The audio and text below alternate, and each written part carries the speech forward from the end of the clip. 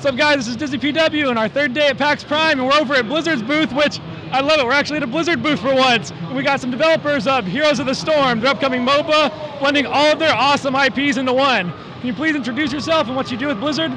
My name is Dustin Browder. I'm the game director on Heroes. And I'm Phil Gonzalez. I'm a senior artist on Heroes.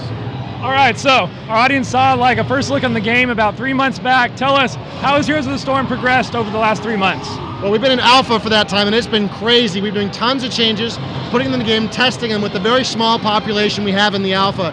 And that community has been giving us amazing feedback about how to make the game a better experience. And of course, we've been changing tons of stuff. We put in a whole new UI, we've been putting in tons of heroes. We're up to 28 heroes right now. We had 4 battlegrounds for the game when we originally launched. We're up to 5 now. We're working on more, and the game just keeps growing and growing, getting better and better with each build. And we're doing a new patch now, I think, about what, every 5 weeks, something like that? Yep. So we just keep building the game as we go, and we're gonna keep doing that for as long as we can. So who are some of the new heroes that have released? We recently added Asmodan from the Diablo universe. It's the first time that boss has been playable. We have a Nubarak coming back. He hasn't been playable since Warcraft 3 Frozen Throne. And we also added Chen. So those are the 3 new heroes. We already have a bunch of skins and awesome cosmetic stuff rolled out for them. They're a lot of fun.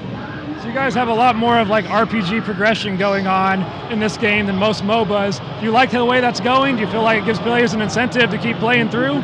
Yeah, we're definitely working on our progression systems out of game to try to make it as cool as we possibly can. We've done a bunch of work with the community on that, and they've really helped us fine and tune that and get it to a place we're starting to get pretty happy with it. More work to do for sure, but it's been progressing very well. And you're adding heroes so fast. How has balancing been going, and how are you guys tackling this momentous task? Well, we've got a crew of guys who helped us with the StarCraft project, which is one of the games we've been working on for many years.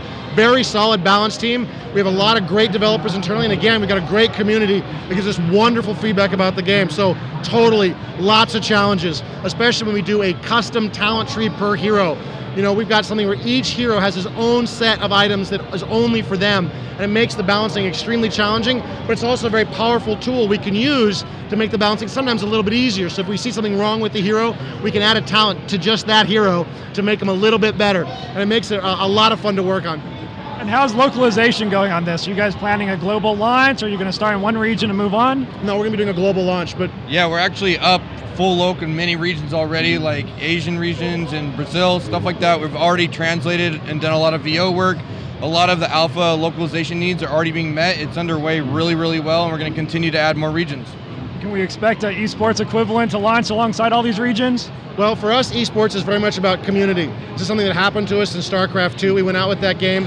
Nobody expected us to do anything with that. We get, a handful of guys that would be exciting to come watch an esport event. And of course, in the last 4 years, we've seen how explosive esport has been. So we're going to take the same approach here. We're going to do everything we can to make sure our observer modes, all of our replay systems are in, that the game is clean, that the art looks great, that it works well from an esports perspective. And then we're going to see what the community wants to do. If they think this is an esport, we'll find a way to support them. If they think it's just a cool game, that's cool too.